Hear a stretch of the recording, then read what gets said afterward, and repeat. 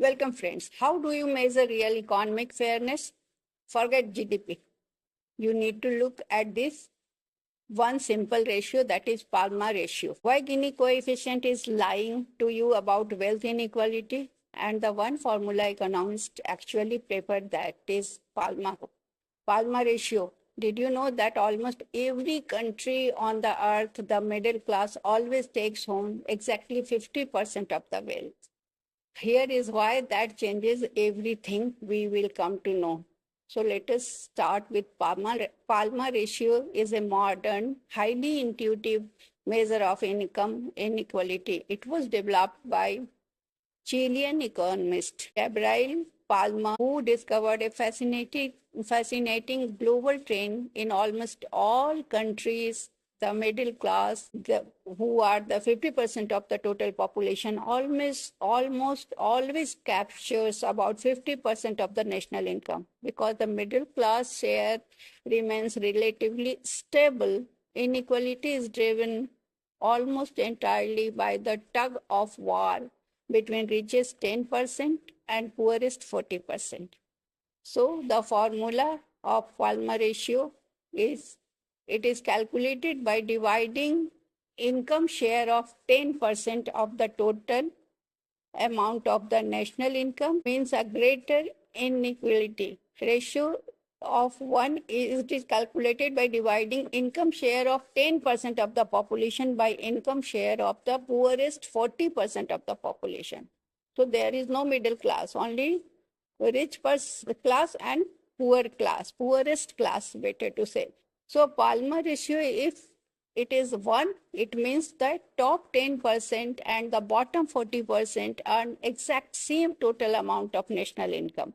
And a higher ratio means greater inequality. The rich hold vastly more wealth than the bottom 40% combined. So we try to understand with an example. Imagine a small island nation called Econoland with total national income of $1 lakh. Let us look at the two different scenarios to see how Palmer ratio works. Scenario 1, the wealthiest citizens, top 10%, earn $20,000 total. Middle 50% class earn $50,000 total. Remaining bottom 40%, the lower income households earn $30% total. Then what will be the interpretation? The top 10% earn only 0.67 times what the bottom 40% earn. This represents a highly equal society. Scenario B, of high inequality. Upper scenario 1 was the of equal distribution between extremes. That extremes are the wealthiest and the lower income household. Now the scenario B is of high inequality. Top 10% earn $40% total, wealthiest citizens.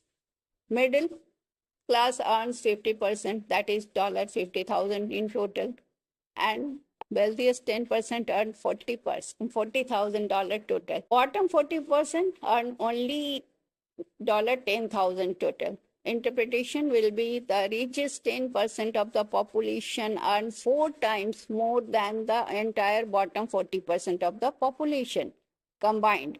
So this indicates severe income concentration on the top. Now question arises, why to use Palmer ratio over the Gini coefficient? We use Gini coefficient to know the inequality, while the Gini coefficient is the traditional gold standard for inequality. It has a major flaw. It is highly sensitive to changes in the middle of income distribution and less sensitive to changes at the extreme top and the bottom.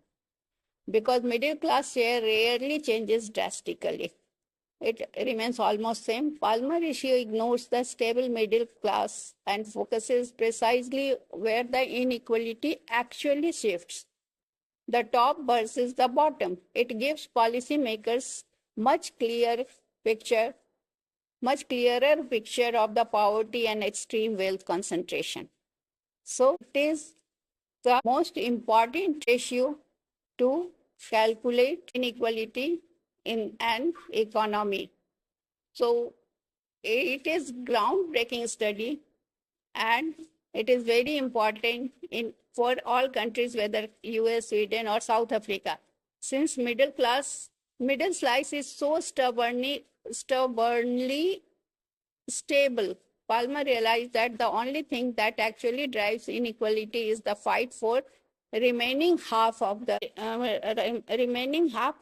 income between top 10% and bottom 40%.